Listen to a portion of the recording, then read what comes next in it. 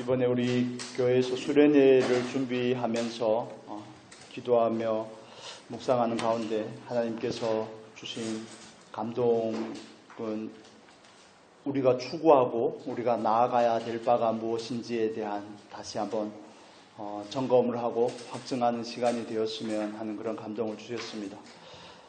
여러분, 이 땅에는 수많은 교회들이 있습니다. 그렇죠. 수많은 성도들이 있고 수많은 목회자들이 있습니다. 하나님께서 왜 우리를 각지각처에서 부르셔서 한 믿음 안에서 한 믿음의 공동체로 부르셨을까를 생각할 때 우리가 특별하다는 의미가 아니라 왜 부르셨을까? 저는 그 의도가 늘 궁금하거든요. 물론 우리가 어느 정도는 알고 있지만 왜 하필이면 우리를 불렀을까? 다 다르지 않습니까? 다 자아도 다 다르고 평범한 자아는 별로 없는 것 같습니다. 저 빼고 평범하지 않은 것 같아요. 다 자아들이 다 평범하지가 않고 도가 지나치기도 하고 도에 미치지 않기도 하고 아무튼 컬러풀합니다. 그런데 왜 우리를 부르셨을까? 왜 말씀과 기도의 교회라는 공동체로 모이게 하셔서 진정한 복음의 말씀이 무엇인지에 대해서 우리에게 알게 하셨을까? 여러분, 우리 안에는 그런 자부심이 있지 않습니까? 우리에게 참된 복음과 참된 복음이 무엇인지를 우리에게 바르게 알려주신 하나님, 우리에게 알려주신 하나님께서는 하나님의 의도가 있지 않을까요? 하나님은 어떤 의도를 가지고 우리에게 그것을 말씀하셨고 각지각처에서 우리를 부르셔서 이 자리에 모이게 하셨을까? 한 공동체를 이루었을까? 우리를 향한 하나님의 기대가 무엇일까? 하나님은 도대체 무엇을 원하실까? 그저 보통 교회에 5가지 요소가 있지 않습니까? 예배하고 선교하고 섬기고 봉사하고 가르치고 하는, 물론 그런 범주에 다 포함이 되지만 우리도 그런 걸 하고 있지만 그러나 하나님께서 우리를 향한 특별한 기대가 있지 않을까 하는 그런 생각을 늘 하게 됩니다. 여러분도 이 교회 저 교회 많이 다녀보셨겠지만 저도 이 교회 저 교회 어려서는 아니죠. 20대 들어와서 예수 믿고 나서 뭐 이런 교회 저런 교회 가보고 많은 목회자들을 만나고 신학교 다닐 때도 또 동기들을 만나고 그러면서 마음에 늘 드는 그런 질문들이 있었습니다. 무엇이 바른 길일까? 무엇이 바른 복음일까? 하나님은 우리가 어떻게 믿고 어떻게 행하기를 원하시는가에 대한 그런 갈망이라고 하면 갈망이겠죠. 그냥 교회만 다니고 성경을 읽고 기도하고 찬양하고 헌금하고 적당하게 봉사하고 그렇게 그냥 자기 의에 만족하면서 자기 스스로 자위하면서 그렇게 평범하게 그리스도인으로 살아가는데도 살아가도 별 문제는 없을 것 같습니다. 그런데 우리가 바른 복음과 진리를 알고 나서는 그렇게 사는 삶이 전부가 아니라는 것에 도전을 받지 않습니까? 하나님께서 저와 여러분에게 주신 한 번뿐인 기회인데 이 삶을 어떻게 하나님 앞에 불꽃처럼 올려드릴까? 장작불이 아니죠. 불꽃처럼 하나님 앞에 이 삶을 올려드릴까? 이 짧은 한 번의 기회를 어떻게 신앙생활은 올인하는 겁니다. 예전에 이병헌이 나왔던 송혜교가 나왔던 드라마 제목이 올인이죠. 그거 재밌게 봤는데 이건 올인인 겁니다. 마음을 다하고 뜻을 다하고 힘을 다하고 정성을 다하여 하나님을 사랑하는 것은 해도 좋고 안 해도 좋고가 아니라 모든 것을 하나님께 다 베팅을 하는 거 아닙니까? 하나님께서 우리에게 주신 그 말씀이 맞다는 전제하에 그 말씀에 모든 것을 거는 게 저와 여러분이 달려가야 될 길이고 추구해야 될 방향이고 궁극적으로 나아가야 될 목적지가 되는 거죠. 그냥 평범하게 듣던 미지근하게 할 것 하면서 신앙생활을 하는 게 아니라 하나님은 우리에게 뭔가 특별한 걸 더 원하시는 것은 아닌가 하는 그런 질문들을 가지게 되는 겁니다. 평범하게 사는 게 잘못됐다 이런 이야기가 아닙니다. 그러나 하나님께서 우리에게 영성이라는 그 방법, 말씀 훈련의 방법과 프로그램을 만나게 함으로 인해서 바른 복음이 무엇인지 기복주의에 빠져있고 율법주의에 빠져있는 교회들 가운데 왜 우리에게 이 생명의 말씀을 들려주셔서 이 말씀을 듣고 우리로 하여금 무엇을 하기를 원하는가, 우리를 향한 각자를 향한 어떤 기대가 있기에 그 하나님의 마음을 생각을 하면 그냥 기대는 아닌 것 같다는 생각이 자꾸 듭니다. 특별한 거 기대한다고 하기보다는 그 마음이 얼마나 애절할까, 그 마음이 얼마나 애잔할까 하는 생각을 하는 겁니다. 그 생각이 자꾸 드는 거죠. 왜 하필이면 나를 부르셔서. 저는 가끔씩 그런 원망과 불평을 했던 적도 많이 있습니다. 맨날 힘쓰라고 그러고 맨날 추구하라고 그러고 맨날 열심을 내라고 그러고 마음을 정하라고 그러고 어제 마음을 정했는데 또 왜 마음을 정합니까? 좀 쉬다가도 가고 그래야지. 그런데 맨날 추구하라고 그러고 듣는 분들도 아마 가끔씩 열이 받을 때가 있지 않습니까? 맨날 교회에 오면 죽으라고 그러고 살라는 소리를 안 하고 죽으라고 그러고 헌신하라고 그러고 드려야 된다고 그러고 오늘이 기회라고 그러고 맨날 이런 얘기를 하니까 부담이 팍팍 되지만 그런데 그렇게 말씀하실 수밖에 없는 그 하나님의 마음을 우리가 이해하면 나를 얼마나 사랑하기에 이 한 번이라는 생애가 헛되지 않게끔 하기 위해서 주님 앞에 갔을 때 그 잔치에 참여할 수 있는 은혜와 능력을 주시기 위해서 그 은혜를 주기 위해서 나를 불렀다는 사랑의 소망이라는 관점에서 바라보면 이건 다른 시각인 겁니다. 왜 자꾸 나를 쥐어짜려고 하는가? 이런 거 아니지 않습니까? 왜 나에게 자꾸 뭔가를 강요하는가? 잘 믿으라고 그러는가? 열심을 내라고 그러는가? 내 편에서 그걸 선택하는 게 아닙니다. 하나님께서 그 사랑과 기대와 그 안에서 우리를 향한 그 부르심에서 우리는 그 마음에서 그걸 바라보는 거죠. 그럴 때마다 우리의 심금과 우리 영혼을 울리는 뭔가가 있지 않습니까? 나를 이 땅에 보내신 하나님, 나의 일거수일투족을 살피시고 오늘까지 나를 인도하신 하나님, 나로 하여금 예수 그리스도를 구주로 고백하게 하시고 이런 가정을 이루고 이런 공동체를 이루고 이런 지체들을 만나게 하셔서 하나님은 왜 나를 아직까지 놓지 않으시고 끝까지 나에게 은혜를 주셔서 그나마 붙어있게 하고 그나마 이 자리에서 함께 할 수 있게 하셨을까? 이런 걸 생각할 때 우리는 내가 얼마나 잘해야 되겠다는 게 아니라 하나님께서는 왜 나를 그렇게 사랑하실까에 초점을 맞추셔야 되는 겁니다. 여러분, 하나님께서 여러분을 사랑한다는 사실을 물어보지 않아도 대답을 하시겠지만 사랑하시는 줄 믿으십니까? 그걸 믿기 때문에 우리가 사랑에 대해서 조금이나마 좀 몸부림을 쳐보려고 하는 거죠. 얼마나 반응을 하겠습니까? 얼마나 잘할 수 있겠습니까? 그런 걸 원하는 게 아니라 내가 할 수 있는 것만큼의 그 최선이 아닐까 하는 그런 생각을 하는 거죠. 여러분, 그 하나님의 기대와 그 하나님의 사랑을 만나는 시간이 되었으면 좋겠습니다. 잘 아시는 것처럼 하나님께서는 저와 여러분을 하나님의 목적 안에서 만드셨습니다. 그렇죠. 우리를 위해서 하나님이 계신 것이 아니라 하나님께서 하나님을 위해서 우리를 만드신 겁니다. 그런데 이 전환이, 신앙에 있어서 이 전환이 일어나는 게 너무 어렵습니다. 너무 어렵습니다. 이 사고가 왜 잘 바뀌지 않는지, 늘 내 중심에서 하나님은 나에게 어떤 하나님인지를 생각을 하죠. 예를 들면 부부 사이에서, 예를 들면 남매지간이나 자매지간에도 그렇지 않습니까? 부모 자식지간에도 늘 나는 그에게 어떤 사람인지를 생각하고 그는 나에게 어떻게 해야 되는가 하는 그런 책임과 의무를 강조를 많이 하는데, 그러나 우리는 하나님 앞에서 이 판을 바꾸고 패러다임과 생각을 바꾸기 위해서는 바꿔서 생각을 해야 되는 겁니다. 나에게 하나님은 어떤 분인가가 아니라 나는 그렇다면 하나님 앞에서 어떤 삶을 살아야 되는가? 나는 하나님 앞에서 어떤 사람이 되어야 되는가? 그러면 아마 우리의 삶에서 많은 문제들의 해답을 찾게 될 겁니다. 부부지간에도 마찬가지죠. 이 부분은 조금 이따 설명을 하겠습니다. 그래서 우리가 추구하는 바가 뭔지에 대해서 전체적인 그 틀과 그 방향에 대해서 한번 정리를 하면 좋겠습니다. 하나님께서 우리를 만드신 이유는 하나님의 영광을 위해서 만드셨다고 말씀합니다. 여러분, 아멘입니까? 그 영광이라는 건 특별한 것이 아닙니다. 우리를 만드시고 심히 좋으셨다고 말씀하신 그 하나님, 우리가 단지 그분의 말씀 안에서 그분의 뜻과 그분의 의도 안에서 그분 앞에 좀 반응하며 살아가기를 원하는 아버지의 기대 안에서 우리를 만드셨는데, 우리의 조상이신 아담과 하와를 만드셨죠. 그래서 잠언서에는 전도서입니다. 전도서의 말씀 제가 읽어드릴게요. 7장 29절에서는 이렇게 말합니다.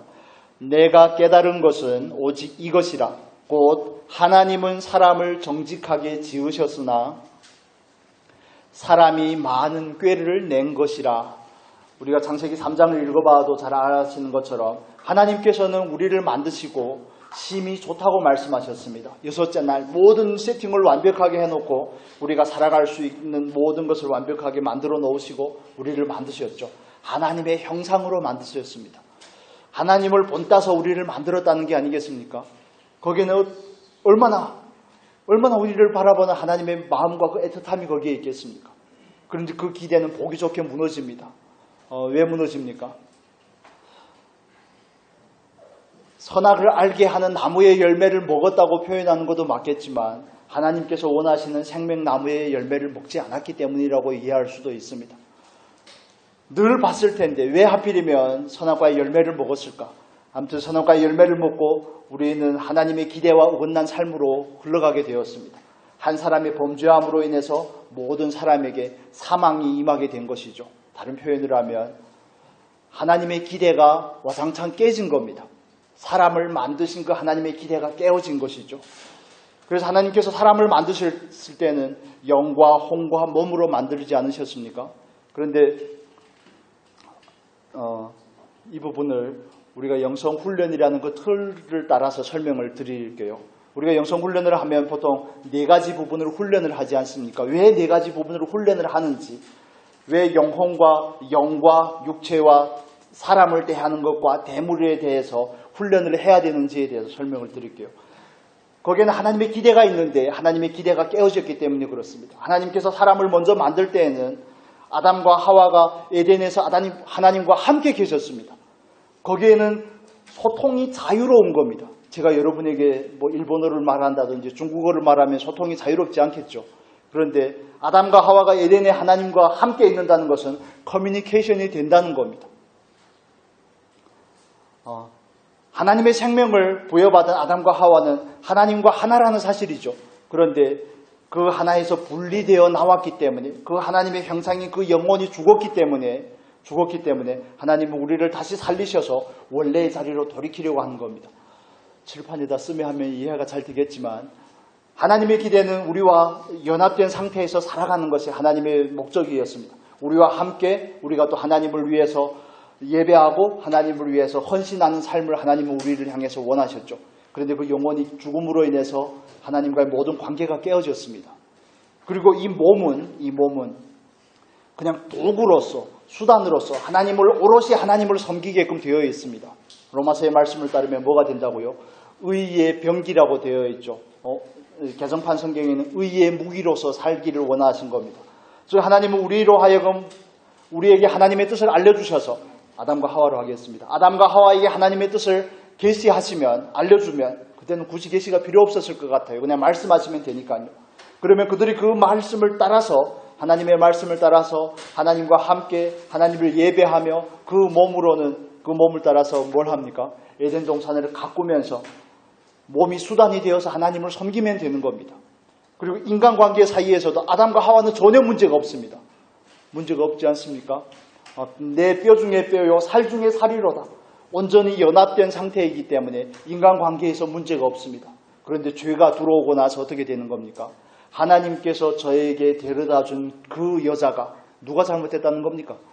내가 잘못했다는 겁니까? 아니면 하와가 잘못했다는 겁니까? 하나님이 잘못했다는 겁니까? 하나님이 잘못했다는 거죠.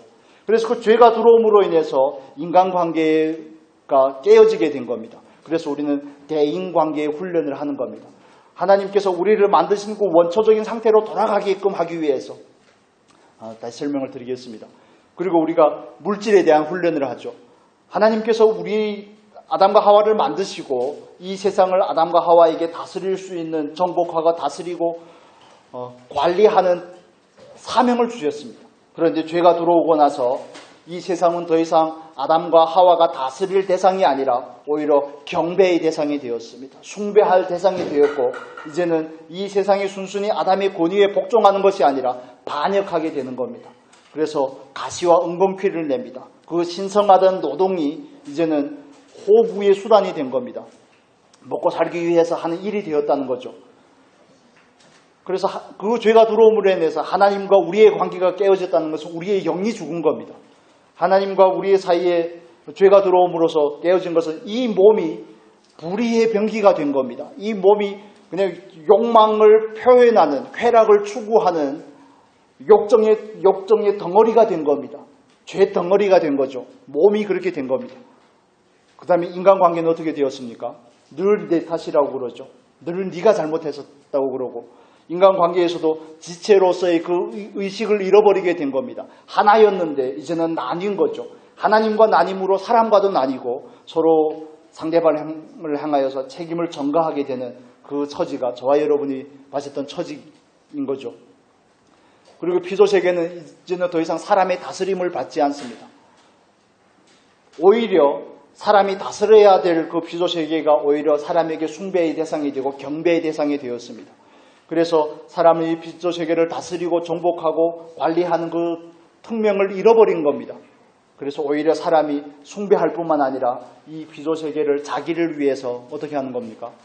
악용하는 겁니다. 좋은 말로 말하면 산업혁명이고 좋은 말로 말하면 과학 문명이 발전을 한 것이고 하지만 사람이 가는 곳곳마다 보면 뭐가 일어납니까? 자연이 다 파괴가 됩니다. 아무리 청정지역에 그 골짜기에 정말 산 좋고 물 좋은 그 골짜기에 사람이 들어가 살면 거기는 바로 그냥 엉망이 돼버립니다. 먹고 마시고 하는 사람이 그 일상의 쓰레기가 나오죠. 그 모든 것이 그게 우리에게 반증을 해주는 부분입니다. 그래서 우리는 하나님과의 관계에서 깨어짐으로 영이 죽었습니다.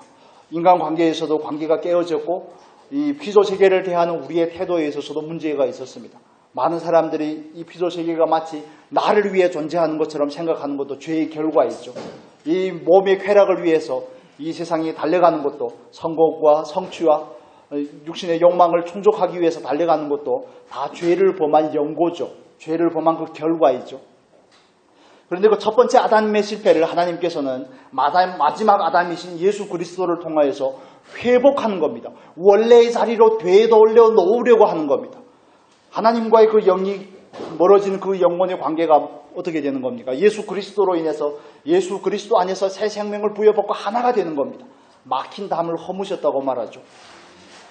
말씀을 한번 볼까요? 성경 가지고 계십니까?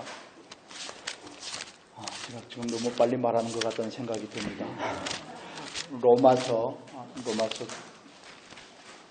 에베소서를 보겠습니다. 에베소서 2장 보겠습니다.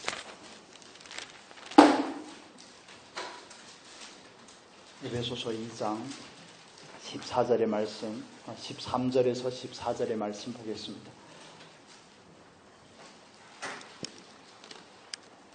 같이 읽겠습니다. 13절에서 14절.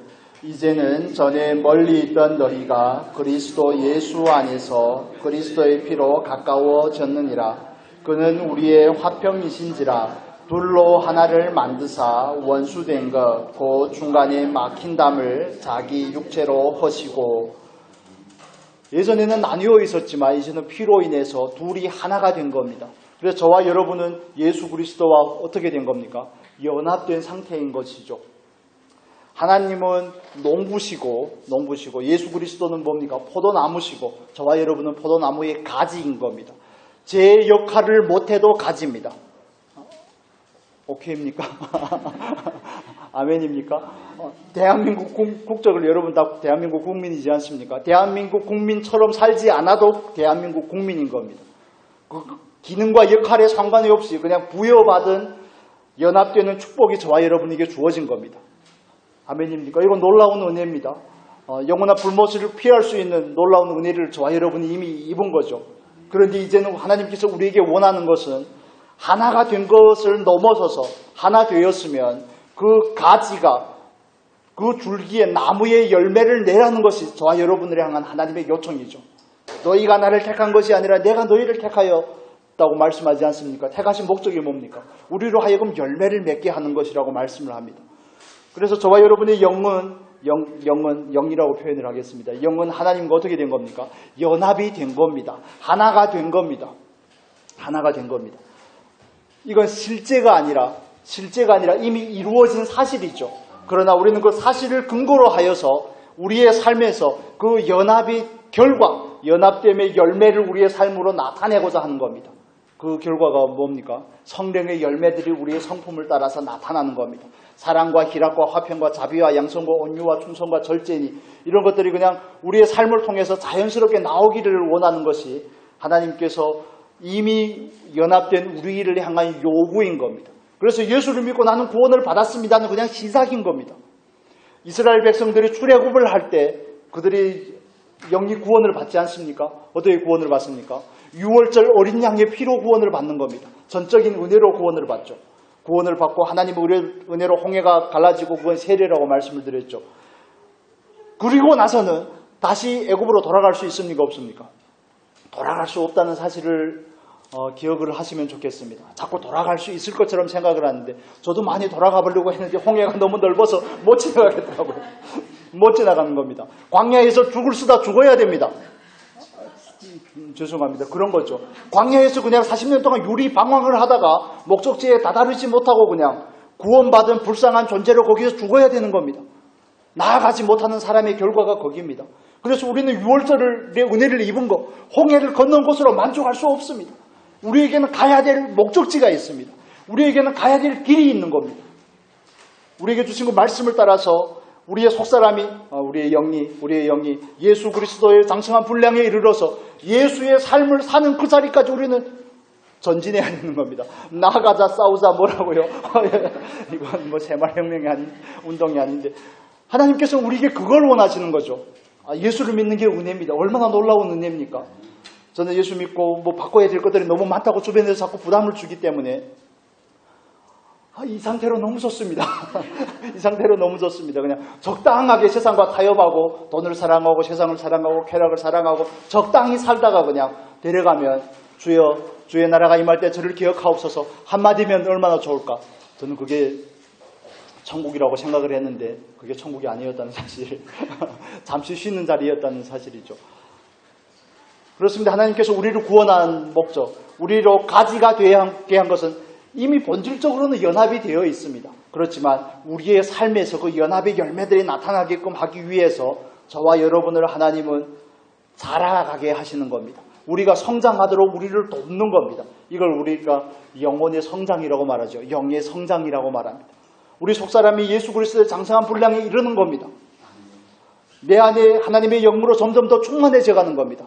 점점 초승달이 보름달이 되어가듯이 늘 이걸 우리는 존재라고 표현을 합니다. 이 부분은 좀 이따 말씀을 드릴게요.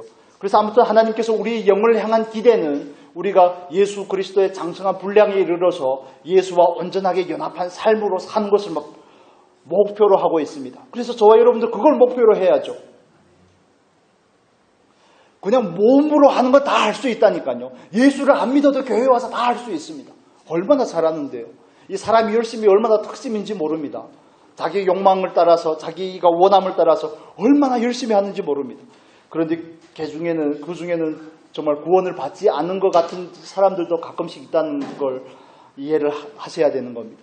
그래서 우리를 구원하신 그 하나님은 우리로 하여금 이제는 더 이상 나로 살지 않고 내 안에 있는 그 영을 따라서 예수 그리스도의 성품을 드러내면서 예수 그리스도의 마음으로 살아가기를 원하시는 것이 하나님의 뜻입니다. 그래서 그런 사람이 되기 위해서 우리에게 요구하는 건 뭡니까? 우리로 하여금 자라가라는 거죠. 우리 에베소서 펼치셨으니까 4장을 한번 볼까요? 4장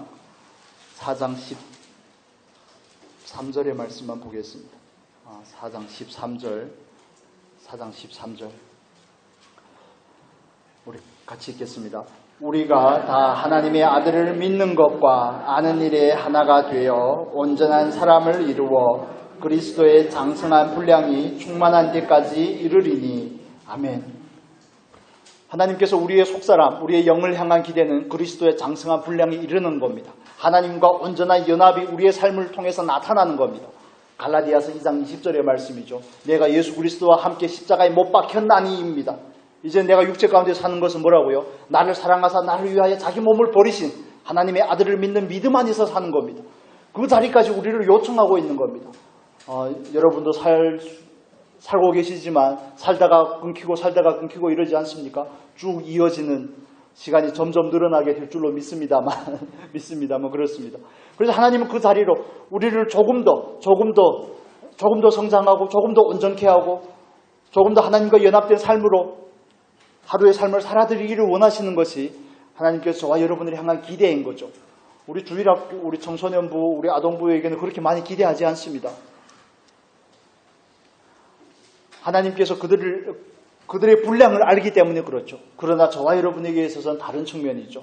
각자의 믿음 안에서 받아야 될 부분이지만 하나님께서 우리의 영을 소생시키신 그 목적하심은 우리와 온전한 연합의 삶을 우리를 통해 구현하기 위함입니다.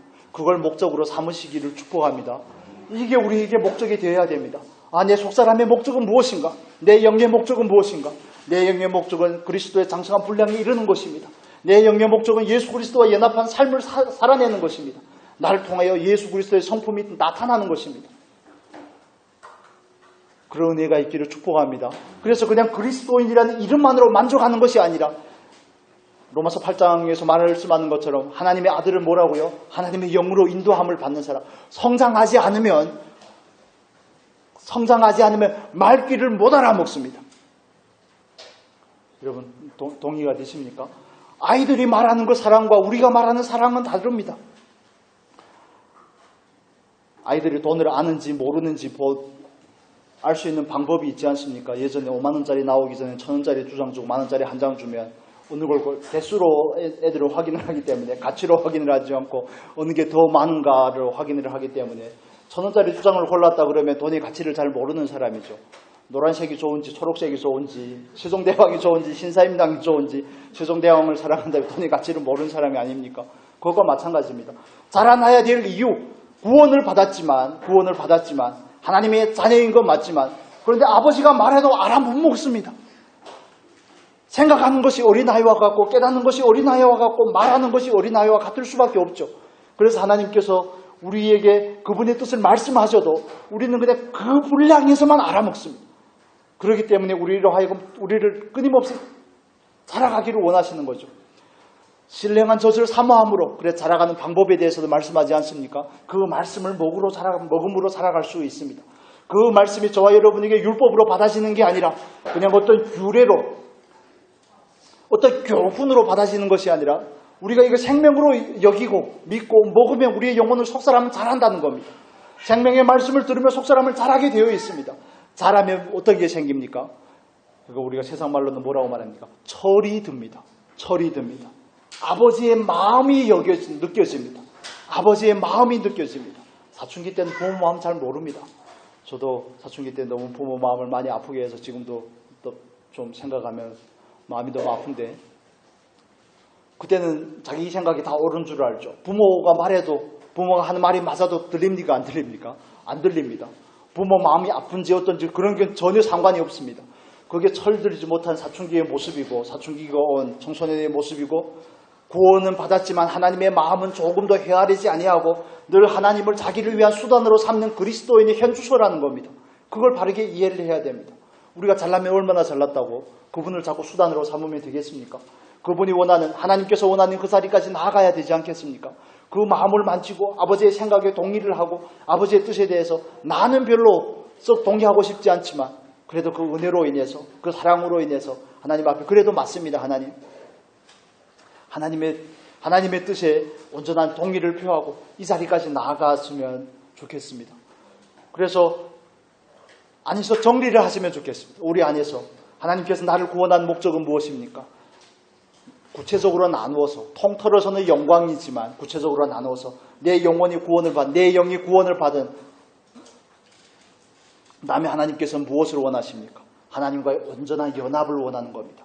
우리는 온전함이라고도 표현을 합니다. 그리스도의 장성한 분량이라고도 표현을 하고 우리 안에 예수 그리스도의 형상이 충만해진다고도 표현을 하고 성경에는 다양하게 표현을 하죠. 그러나 그 의미는 하늘에 계신 너희 아버지의 온전하심과 같이 너희도 온전하라고 말합니다. 그건 perfect, 그걸 완벽하다는 걸 말하는 게 아닙니다. 주어진 분량 안에서의 온전함입니다. 그걸 우리는 날마다 추구하는 겁니다. 갑자기 다윗과 막 비교하고 그러지 마십시오.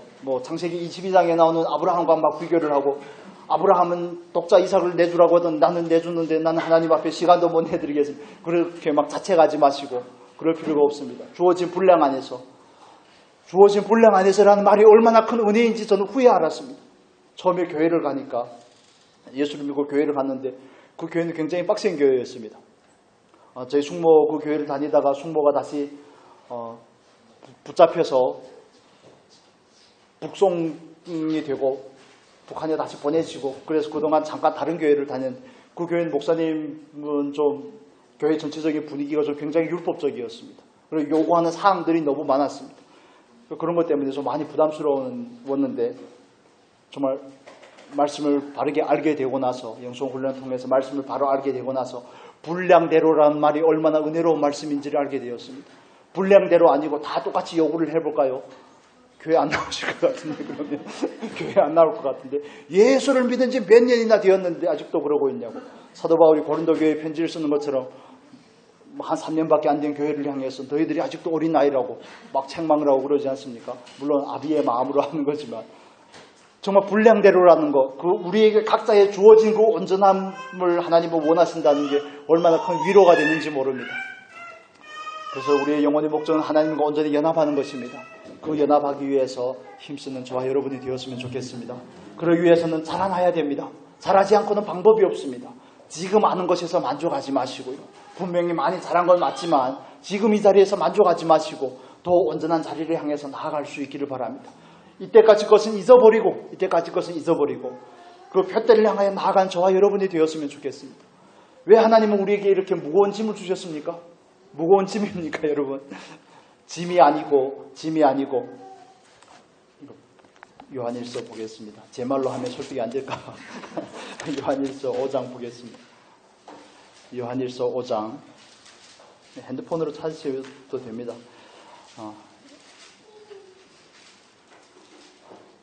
요한일서 5장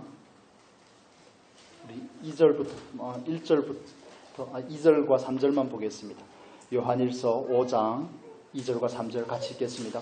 우리가 하나님을 사랑하고 그의 계명들을 지킬 때에 이로써 우리가 하나님의 자녀를 사랑하는 줄을 아느니라. 하나님을 사랑하는 것은 이것이니 우리가 그의 계명들을 지키는 것이라. 그의 계명들은 무거운 것이 아니로다. 아멘. 그의 계명들은 무거운 것이 아니로다. 왜 무겁지 않습니까? 사랑하기 때문에 무겁지 않은 겁니다. 사랑이 없으면 무겁습니다. 얼마나 빡센데요. 그냥 어떤 행위로 논한다면 얼마나 버거운지 모릅니다. 그런데 그게 사랑으로 받아지기 때문에 무거운 것이 아닙니다. 그래서 하나님께서 우리에게 뭔가를 요구한다면 하나님께서 나를 사랑하기 때문에 요구하는구나, 이렇게 이해를 해주셨으면 좋겠습니다.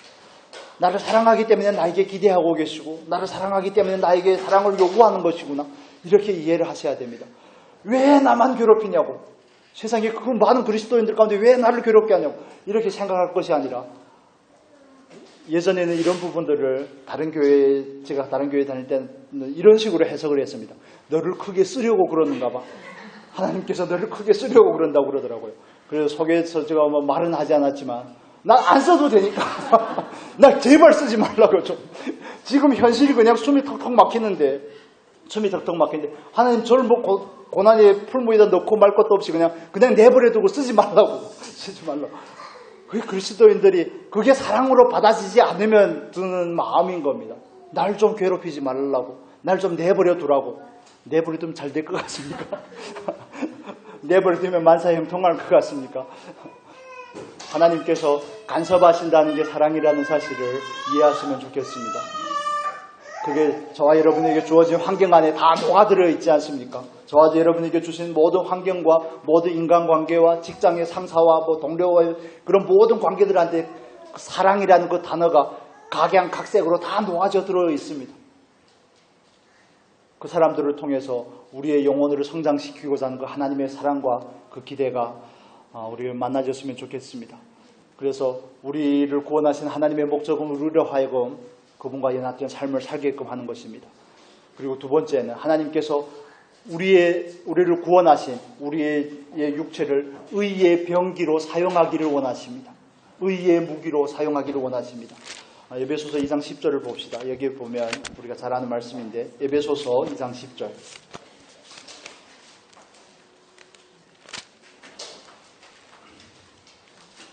에베소서 2장 10절 우리 같이 읽겠습니다. 우리는 그의 만드신 바라 그리스도 예수 안에서 선한 일을 위하여 지으심을 받은 자니, 이 일은 하나님이 전에 예비하사 우리로 그 가운데서 행하게 하려 하심이니라. 아멘. 하나님께서 2장 10절의 말씀은 구원받은 사람들을 향한 말씀이지만 하나님께서 아담과 하와를 만드시고 기대하셨던 것이 이겁니다. 여러분 이해가 되십니까? 하나님이 전에 예비하사 우리로 그 가운데서 행하게 하려 하심이라. 선한 일을 위하여 지음을 받았던 겁니다. 아담과 하와도, 저와 여러분도. 그렇지만 우리가 죄 가운데 있을 때는 우리의 몸은 죄의 도구입니다. 욕망의 출구가 될 수밖에 없습니다. 우리 안에도 갖은 우상과 음행과 탐욕과 시기와 질투와 분쟁과 다툼과 이런 온갖 우리를 비하하려고 하는 것이 아니라 육체가 가진 현주소에 대해서 말씀을 드리는 겁니다. 하나님의 나라를 유업으로 받을 수 없는 그 본성의 것들을 가득 가지고 있습니다. 하나님과 독립하여 살고자 하는 탕자와 같은 그런 마음들이죠. 사실 누가복음 15장에 나오는 그 탕자는 아담을 보여주는 겁니다. 아담과 같은 표상으로 우리가 이해를 해도 전혀 문제가 되지 않습니다. 같은 맥락입니다. 같은 맥락에서 이해할 수 있습니다. 그래서 아버지를 떠난 그 결과가 뭡니까? 헐벗고 굶주리는 겁니다. 창기와 같이 놀아나는 겁니다. 그게 구원받지 못한 그리스도인이 이 몸을 사용하는 방식입니다. 모든 것은 자기를 위해서, 자기의 몸의 욕망을 위해서 사용하는 겁니다. 왜 마십니까? 왜 피웁니까? 왜 요즘에는 한국도 이제 더 이상 마약 청정국이 아니라고 그러죠. 순천이나 목포나 다른 지역도 상하수도에서 그런 마약 그런 품질 검사를 합니다. 마약 농도 테스트를 하는데 점점 더 높아지고 있습니다. 알게 모르게 마약을 사용하고 이렇게 하수구에다 흘려보내는 그런 경우들이 많다는 겁니다. 직접 잡을 수는 없기 때문에 그건 좀 우리가 경계를 하고 기도를 해야 될 부분이 아닌가 하는 생각이 듭니다. 뉴스를 많이 보셔서 알겠지만 말레이시아에서 마약이 수십 킬로가 들어오고 이런 일들이 어떻게 있을 수 있습니까? 아무튼 구원받기 전에 우리의 몸은 온통 죄를 위한, 향락을 위한 도구였습니다. 그런데 하나님께서 우리를 구원하셨다는 것은 이 몸을 더 이상 나를 위하여, 이 몸을 더 이상 죄를 위하여, 이 몸을 더 이상 마귀를 위하여, 세상을 위하여 사용하지 말고 하나님을 위하여 사용하게끔 하기 위함이라는 겁니다. 어떻게 한 샘에서 두 가지 물이 나오겠느냐 하고 말하지 않습니까? 야고보서에서는 단물과 쓴물을 어떻게 뱉을 수 있겠냐. 그런데 우리 안에서 단물과 쓴물이 나오거든요. 몸에서 나오는 거 아닙니까? 몸을 통과해서 나오는 거죠. 물론 그 안의 변화가 있어야 되지만, 그래서 우리의 몸은 더 이상 죄를 위한 그런 향락의 도구가 아니라 하나님을 위해 선을 향하는 도구가 되기를 하나님은 원하시는 겁니다. 몸으로 완성이 되기 때문에 그렇습니다. 몸으로 표현이 되기 때문에 그렇습니다. 그걸 우리가 다른 표현으로 뭐라고 말합니까? 행위라고 말하죠. 행위라고. 내 안에 있는 생각과 나의 중심이 몸을 통해서 표현이 되는 겁니다. 말이나 표정이나 행동을 통하여서 표현이 되는데, 그걸 구원받은 다음에 우리는 이 수단을 바꿔야 되는 거죠. 더 이상 죄의 통로가 아니라 무슨 통로로 바꿔야 됩니까? 의의 통로로 바꿔야 되는 겁니다. 선을 행하는 통로로 바꿔야 되는 겁니다. 그래서 몸이 올바르게 의의 병기가 되기 위해서는 뭘 먼저 해야 됩니까? 안을 바꾸는 작업을 먼저 해야 되는 겁니다. 영혼의 성장에 관한 부분에 대해서 작업을 먼저 해야 되고, 영혼의 성장을 다루면서 우리가 또 한 가지 해야 되는 게 있죠. 자아 파쇄 연습을 해야 되는 겁니다. 성장하고 파쇄하는 그 연습을 해야지 이 몸을 바르게 의의 병기로 사용할 수가 있습니다. 여러분, 요즘에 하이브리드 자동차 그런 게 많이 있지 않습니까? 두 가지 연료를 쓴다는 거 아닙니까? 가스랑 전기를 쓰기도 하고 또 휘발유에다 전기를 쓰기도 하고 이런 경우들이 있는데, 그런 것과 마찬가지입니다. 무엇으로 그 차가 움직이게 하는가? 어떤 엔진은 하나지만 뭐가 다른 겁니까? 연료가 다른 거죠. 연료가 다른 겁니다. 그것과 마찬가지로 이 몸을 더 이상 무엇을 위해서 쓸 것인지, 정말 하나님을 찬양하는 통로와 수단으로 의의 병기로 쓸 것인지, 아니면 여전히 구원받은 그리스도인이지만 죄의 욕망을 위해서, 자기의 욕망을 위해서 사용할 것인지, 금욕적이 되라는 말이 아닙니다. 금욕적이 되라는 말이 아닙니다. 여러분, 한국에 그 유명한 목사님이 계시죠. 바퍼 목사님 아십니까? 이름이 최일도 목사님. 다일 공동체죠. 다일 공동체. 처음에 예수를 믿고 그분의 책을 봤는데 어떻게 얼마나 감동이 되는지, 나도 이따 밥을 퍼줘야 되겠다 이런 생각을 했었는데, 그 행위가 너무 좋아 보이는 겁니다. 그 행위가 물론 그랬지만, 그래서 우리가 이 몸을 의의 병기로 쓴다는 것은 안을 먼저 바꾸는 작업이 되어야지 이 몸이 의의 병기로 쓰일 수가 있습니다. 물론 몸으로 연습해야 되는 부분이 있습니다. 그러나 영혼의 영성과 육체의 영성이 같이 가야 되는 이유가 있죠, 여기에. 그래서 영혼이 성장을 해야 되고 이 육체의 욕망을 제어할 수 있어야 되는 게 우선입니다. 그리고 제어하기 위해서 또 해야 되는 것은 내 자아가 죽어야 되는 겁니다. 칠판에다 그림을 그리면 좀 이해가 쉬울 텐데, 우리가 말하는 이 육체라는 것은 뭘 말하는 겁니까? 내 혼을 말하는 겁니다. 내 생각, 내 마음, 내 결정을 말하는 겁니다. 하나님의 생각이 아닌 것들은 다 버려야 되는 겁니다. 그걸 우리는 연습을 해야 되는 거죠. 내 혼에 대한 그런 부분들을 우리는 자아파시라는 방법을 통해서 그걸 연습을 하는 것이고, 또 이 몸을 가지고 표현을 하는 것은 몸으로 연습을 해야 되는 겁니다. 안을 바꾸고 그 다음에 몸으로 연습을 해야 됩니다. 말을 친절하게 하는 게 어렵습니까? 쉽습니까?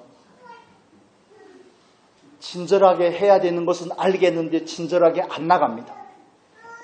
예를 들어서 안이 바뀌었다고 해서 이 몸이 그대로 따라지는 게 아니더라는 겁니다. 여러분 잘 되시던가요? 안만 바뀌어서 될 일이 아니라 몸으로 연습을 해야 됩니다. 그래서 경건에 이르기를 뭘 하라고요? 연습을 하라고 말하는 겁니다. 정말 다른 사람을 향해서 웃어본 사람이 웃습니다. 고기도 잡사본 사람이 잘 드시는 것처럼 웃어보지 않으면 이 얼굴의 근육들이 마비가 되어서 미소가 굉장히 어색합니다. 그런 것도 마찬가지죠. 내면을 바꿔야 될 뿐만 아니라 이 몸으로 하는 것을 연습을 해야 됩니다. 표정도 연습을 해야 되고 말투도 연습을 해야 되고 행동을 하는 것도 투박스럽게 하지 않는 것도 연습을 해야 됩니다.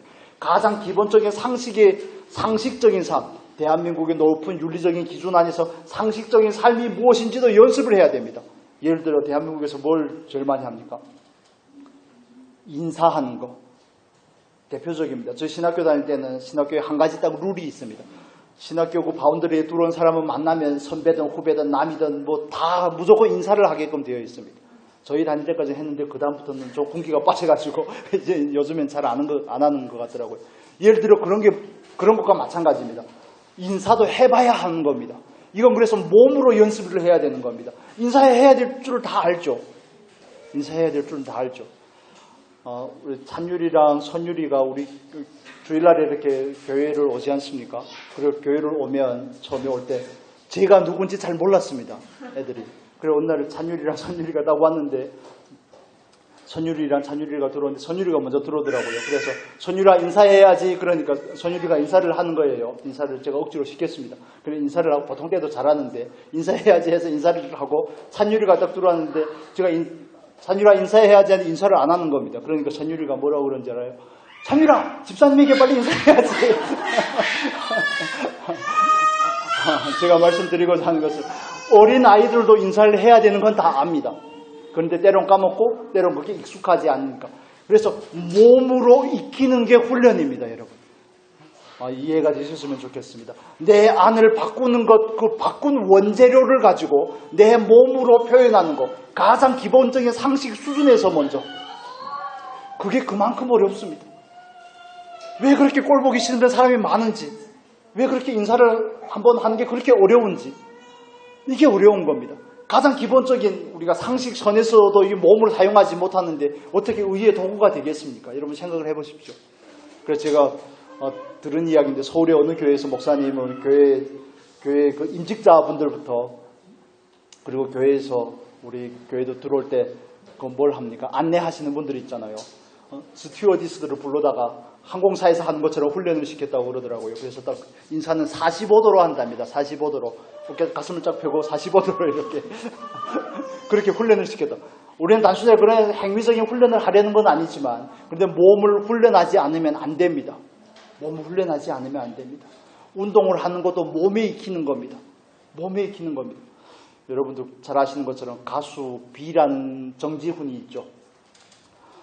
그 친구가 했던 얘기가 저보다 나이가 어리니까 친구라고 말해도 되겠죠. 했던 얘기가 너무 이렇게 마음에 와서 많이 닿았습니다. 자기는 어떤 공연을 위해서 리허설을 하지 않습니까? 5번인가 3번인가를 처음부터 마지막까지 했는데 완벽하게 한 번도 안 틀리면 그래야지 그만둔다는 겁니다.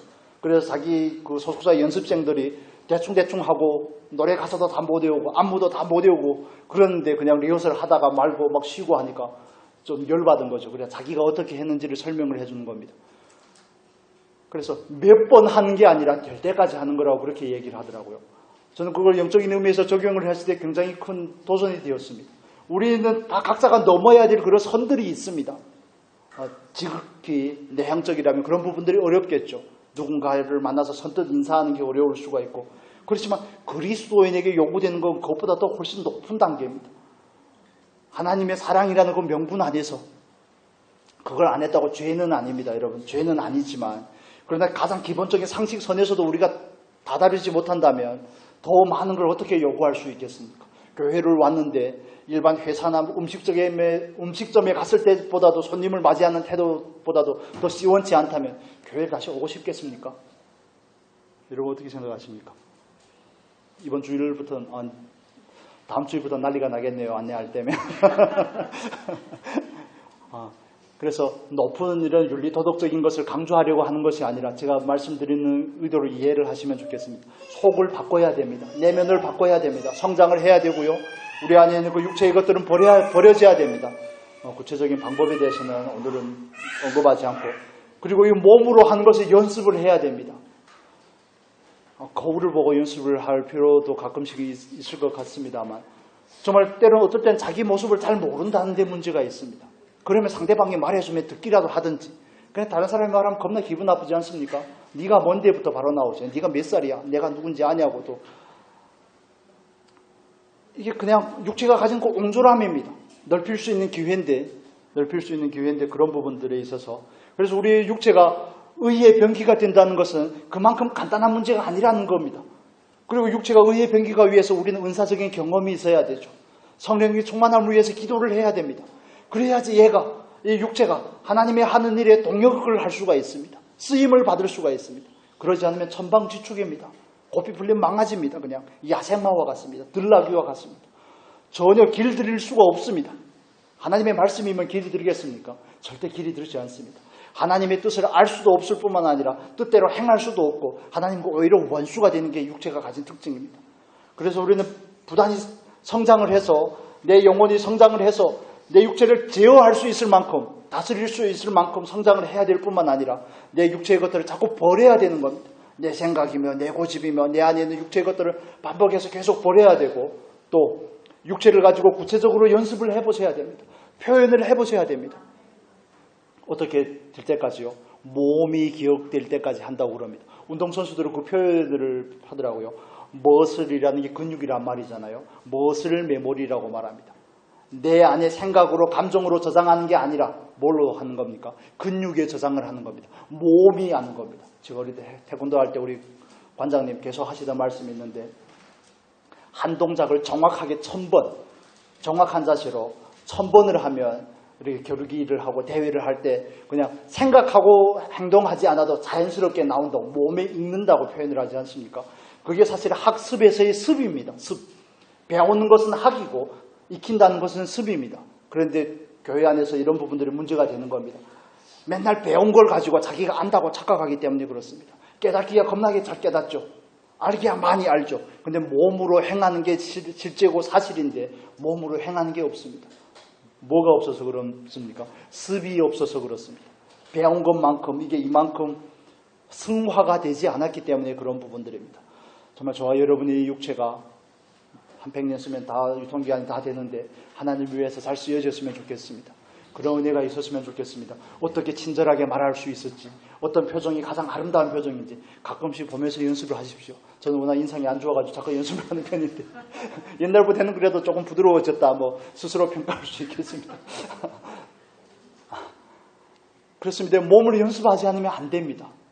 안다고 되는 게 아니라 연습을 해야 됩니다. 몸에 익어야 되는 거죠. 가장 사랑하는 우리 이영화 집사님이 소유를 바라볼 때 그런 표정들을, 그냥 우리 공권사님이 서아를 바라볼 때 그냥 막 꿀이 뚝뚝 떨어지지 않습니까? 그런 거 자동으로 나오는 거죠.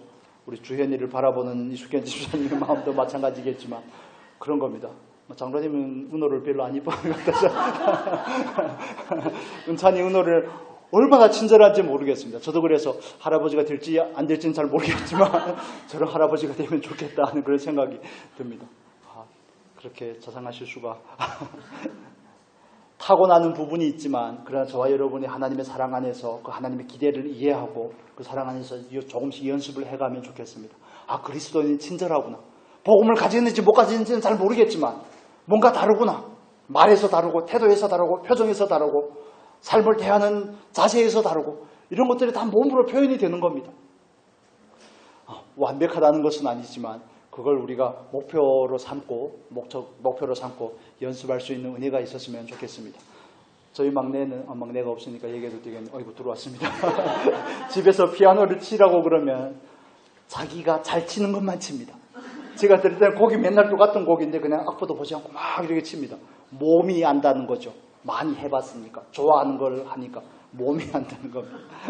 그리고 하나님께서 우리를 구원하시고 나서 저와 여러분 사이에도 마찬가지지만 죄로 인해서 갈라졌던 사람과 사람 사이에, 인간과 인간 사이의 관계가 회복이 되기를 원합니다. 모든 열쇠는 하나님과의 관계의 회복이 있어야 다 되는 겁니다.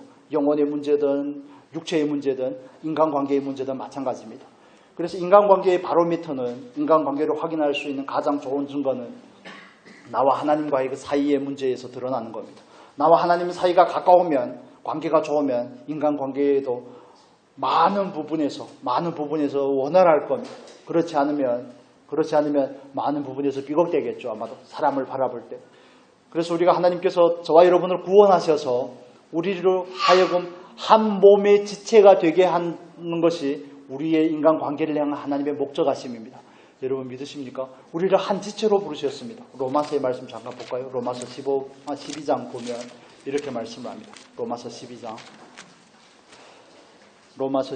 4절 5절 보겠습니다.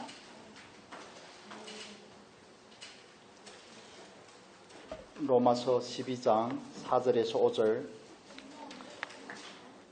우리 같이 한 목소리로 읽겠습니다.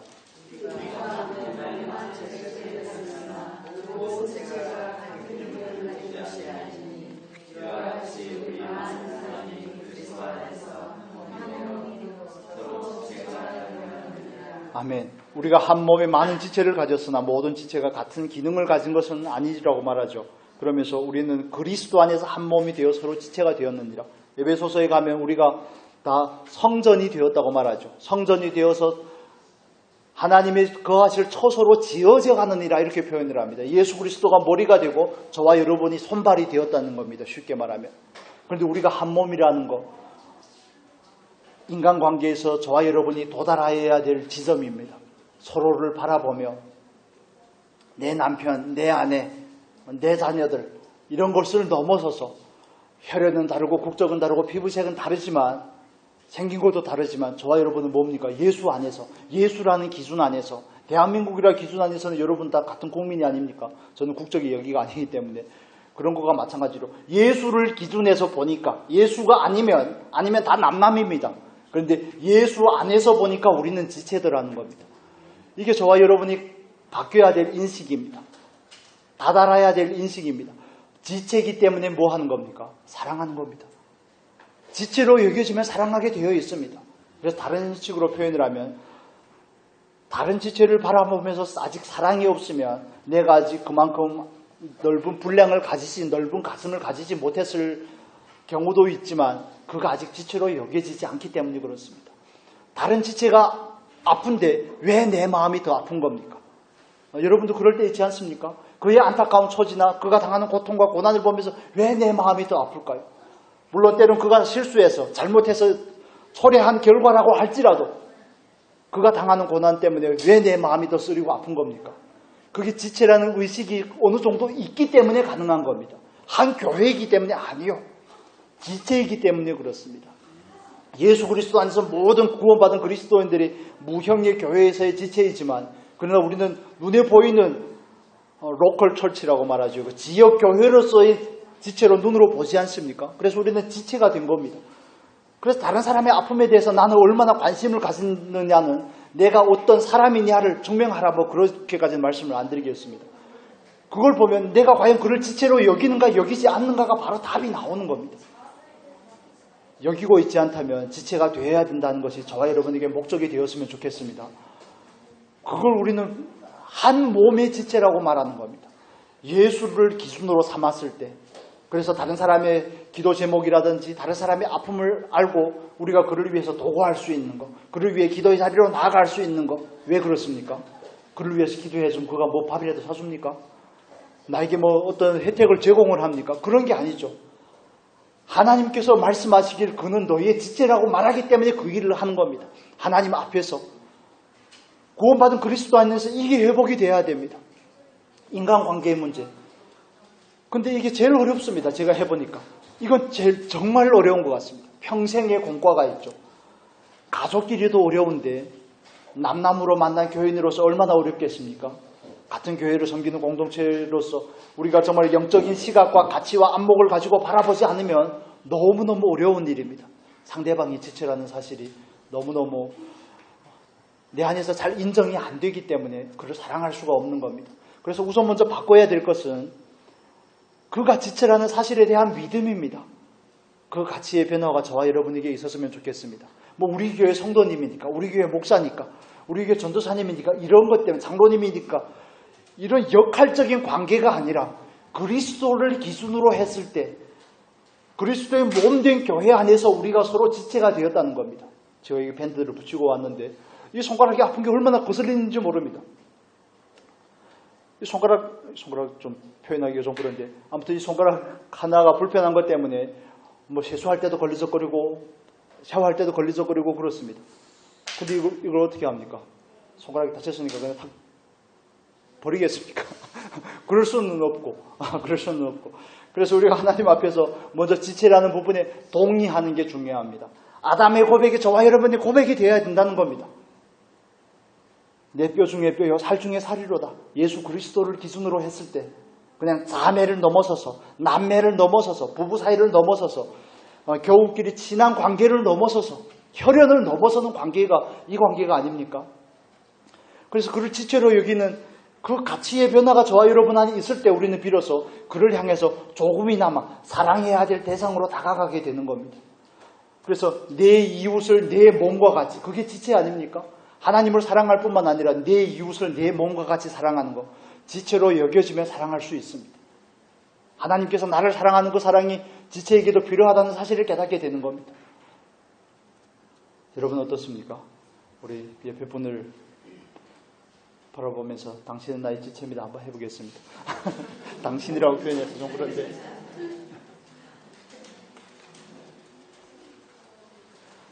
말로 표현하는 게 그만큼 중요합니다. 말로 표현하는 게 그만큼 중요합니다. 왜냐하면 믿음을 따라서 하는 그런 고백들이 저와 여러분에게 그 실제에 다다라는 은혜로 초대할 줄로 믿습니다. 믿음으로 고백하는 겁니다. 마음으로 믿어 의에 이르고 입술로 시인하여 구원에 이른다고 표현하는 것과 마찬가지입니다. 그래서 고백이 그만큼 중요한 겁니다. 때로는 상대방 내에서 고백하지만 때로는 그 고백이 다른 이름으로 자기를 향해서 설득을 해보십시오. 그는 너의 지체라고 설득을 해보십시오. 그러면 우리 안에서 놀라운 변화가 있게 될 줄로 믿습니다. 그래서 우리가 이런 가치관을 가진다는 것은 말씀의 가치를 가지고 내가 가지고 있던 기존의 가치를 무너뜨리는 겁니다. 대체하는 겁니다. 말씀이 말하는, 성경이 말하는 그 가치를 가지고 내가 상대방을 바라볼 때 가졌던 그 인식 체계를 완전히 바꾸는 겁니다. 바라보는 창을 바꾸는 겁니다. 창을 바꾸는 겁니다. 여러분, 그런 연습이 저와 여러분에게 있었으면 좋겠습니다. 그냥 직분을 따라서 이해하는 것이 아니라 뭐 권사님, 장로님 이런 것을 넘어서서 예수를 기준으로 지체라고 이렇게 인식하고 믿음으로 고백하는 저와 여러분이 되었으면 좋겠습니다. 안 되면 이런 부분들을 가지고 기도를 해야 되는 부분들입니다.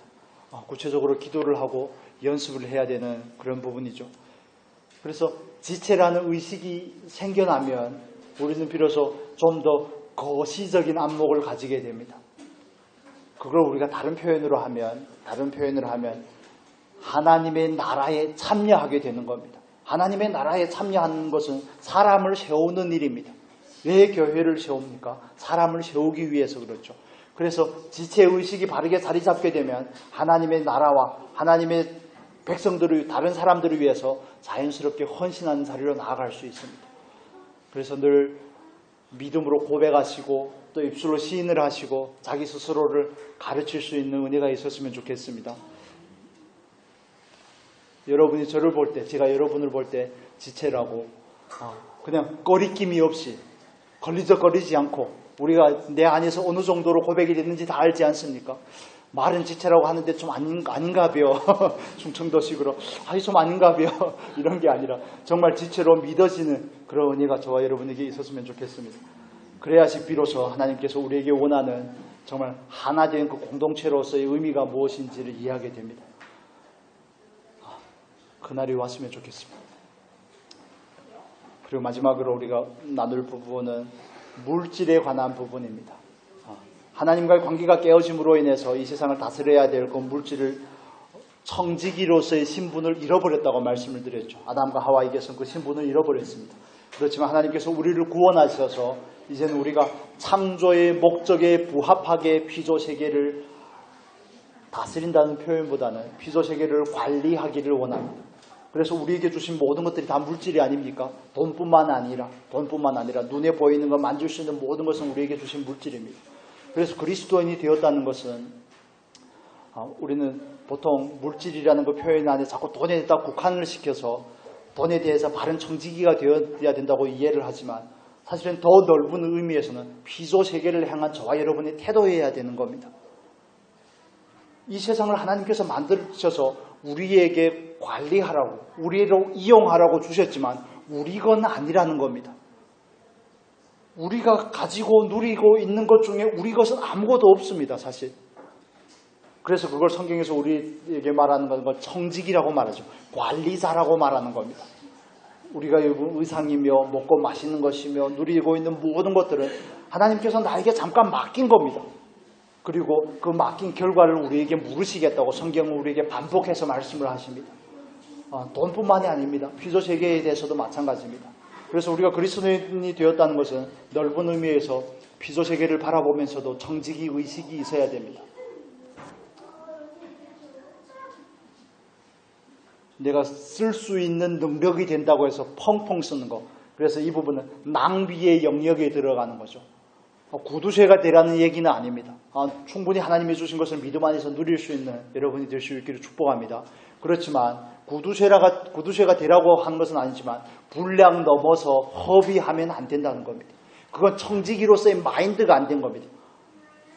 에어컨은 24시간 예를 드는 겁니다. 에어컨은 24시간 빵빵하게 틀고 내가 전기세가 20만 원이 나오든 30만 원이 나오든 내가 낼 수가 있는데 그래 엄밀하게 따져보면 그 돈이 자기 겁니까? 엄밀하게 따지면 이렇게 된다는 겁니다. 내가 낼 수가 있는데 물을 펑펑 쓰는데 주암도 수지 가득 차 있구만. 그런 것 말고요. 내가 쓸 수 있어서 펑펑 쓰는 것과 정말 이 피조세계를 대하면서 청지기로서의 의식을 가지고 사용하는 건 다르다는 겁니다. 그 물이 지하수가 되고 주암소 수지에 자꾸 주암소 상사호도 있는데 그게 어떻게 내가 한 결과가 아니잖아요. 하나님의 은혜가 아닙니까? 하나님께서 문명의 이 길을 통해서 우리에게 주신 혜택이죠. 그런데 그걸 내가 돈을 지불할 수 있다는 그 정말 얄팍한 그것 때문에 펑펑 쓴다. 그거는 청지기로서의 마인드가 없기 때문에 그런 겁니다. 여러분 다시 말씀을 드리지만 구두쇠가 되라, 다니면서 등을 바꾸고 다니라. 물론 그것도 좋은 습관이긴 합니다만 그런 얘기는 아니지만 청지기로서의 마인드를 말씀을 드리는 겁니다. 청지기는 맡은 자입니다. 구약때의 청지기는 어떤 사람입니까? 성을 지키는 사람이죠. 파수꾼의 마음을 가진 사람입니다. 적군이 쳐들어올 때 청지기가 정신을 안 차리면 그 성이 온통 다 망하게 되는 겁니다. 파수꾼의 마인드를 가진 게 청지기가 해야 될 일들이죠. 저와 여러분도 마찬가지입니다. 하나님께서 우리에게 주신 모든 물질들이 정말 청지기로서의 마음을 가지고 사용이 될 수 있었으면 좋겠습니다. 청지기로 사용이 된다는 것은 그분이 나에게 맡긴 의도를 묻는 겁니다. 내게 아니라는 것을 인정하기 때문에 그럼 어디다 쓸까요가 나오는 거죠. 어디에다 쓸까요? 어떻게 쓸까요? 주인이면 그런 질문을 하지 않습니다. 주인이면 그런 질문을 하지 않는데 그분이 나에게 맡겼다는 사실을 우리가 믿기 때문에 그나마 묻고 쓰려고 하지 않습니까? 여러분 어디까지 물으십니까? 이렇게 물어보면 또 문제가 복잡해지죠. 어디까지 물으십니까? 그래서 그 청지기의 마인드를 먼저 가지셔야 되는 겁니다. 우리 말씀 잠깐 볼까요? 고린도전서의 말씀 보겠습니다. 고린도전서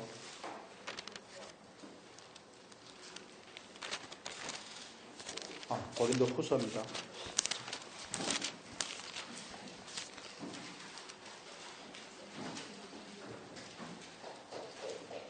고린도 후서 8장 9절을 보겠습니다. 먼저 8장 9절.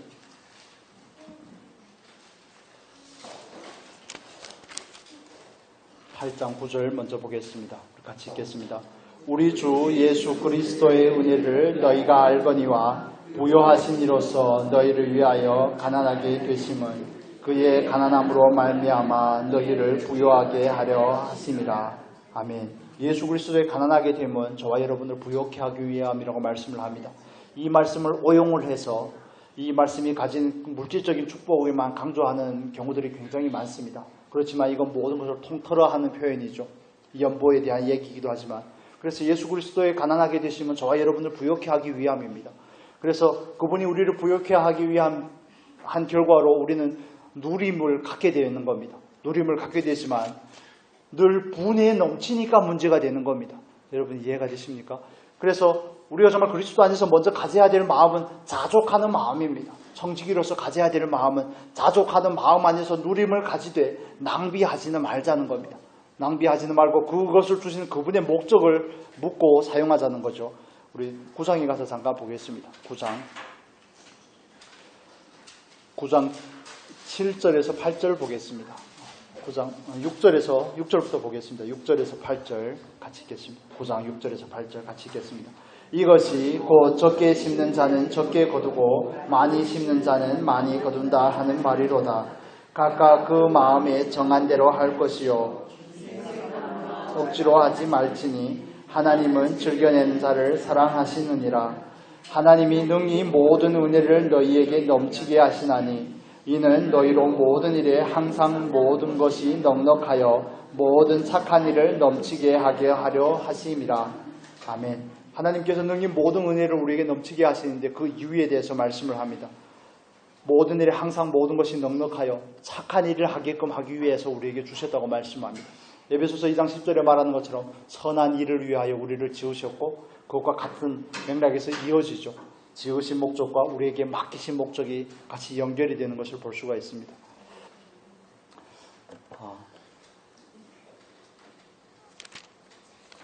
이 부분을 고린도전서 4장의 말씀 한 절만 더 보겠습니다. 고린도전서 4장 7절의 말씀을 보겠습니다.